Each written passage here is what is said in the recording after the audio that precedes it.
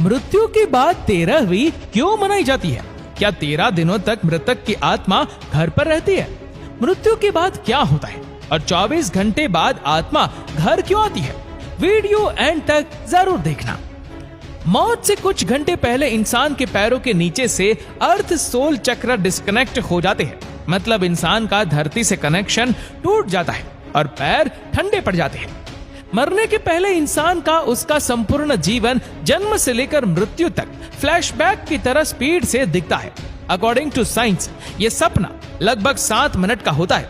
उसके बाद दिमाग काम करना बंद कर देता है और अंत में इंसान अपनी सुनने की शक्ति खो देता है, जिसके बाद एस्ट्रल कॉर्ड टूट जाता है, जो कि एक तरह से शरीर और आत्मा का कनेक्शन है, जिसके टूटने से आत्मा शरीर से मुक्त हो जाती है। लंबे समय से शरीर में रहने के कारण वो बॉडी को छोड़ने से मना करती है। वो फिर से बॉडी में प्रवेश करने की काफी कोशिश करती है, लेकिन वो असफल रहती है।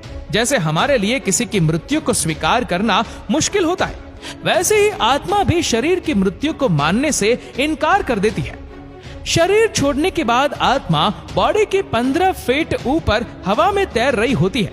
वो अपने परिजनों को रोता हुआ देखती है।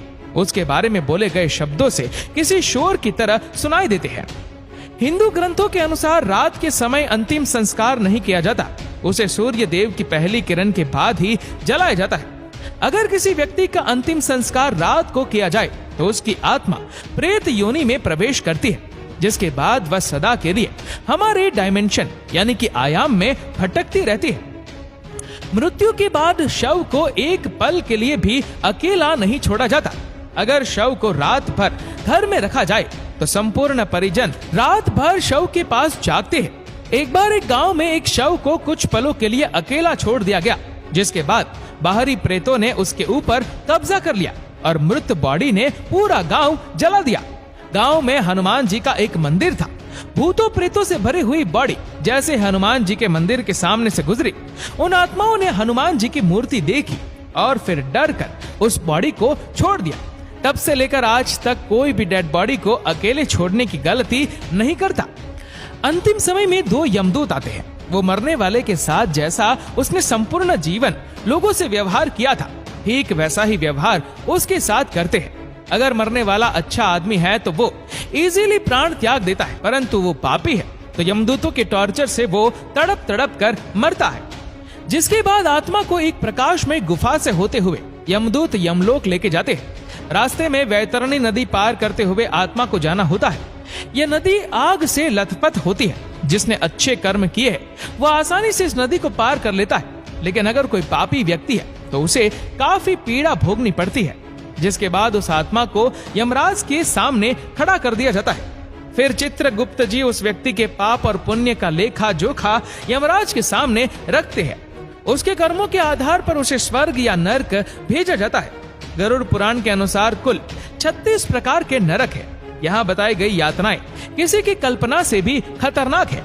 अगर कोई व्यक्ति सुसाइड यानी आत्महत्या करके प्राण त्यागता है तो उसे और भी कठिनाई सहनी पड़ती है, क्योंकि उसने निर्धारित समय से पहले ही हार मान ली। ये शरीर हमारा नहीं है, ये किराए का मकान है जिसे कुछ समय के लिए यूज करने के लिए मिला है।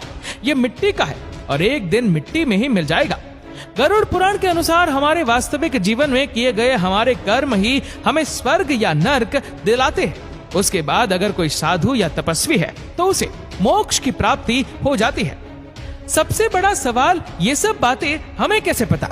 गरुड़ देव जिनका बल अतुलनीय है, वे एक 700 इंद्र को पराजित कर सकते हैं। गरुड़ देव स्वर्ग से अमृत कलश लेकर उड़ गए थे, लेकिन उन्होंने अमृत पान नहीं किया।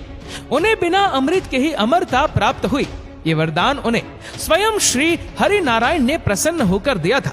गरुड़ देव तो अमर है, उन्हें नहीं पता कि मृत्यु के बाद क्या होता है, इसलिए जिज्ञासावश उन्होंने श्री हरि नारायण से ये प्रश्न पूछा और इसी ज्ञान को हम गरुड़ पुराण के नाम से जानते हैं।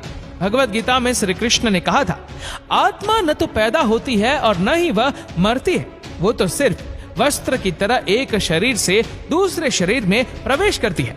मृत्यु तो केवल शरीर की होती है, आत्मा की नहीं। ये जीवन मृत्यु का चक्र यूं ही चलता रहता है। इसीलिए don't die before you are dead, मरने से पहले कभी मत मरो। अंतिम समय में राम नाम सत्य है, इसीलिए कहा जाता है, क्योंकि वही संपूर्ण जीवन का सार है। श्री राम ही सर्वश्रेष्ठ है, वही सत्य है।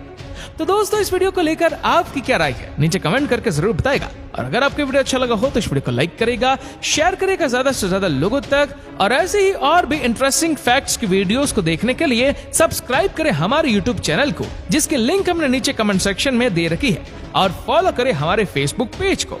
धन्यवाद।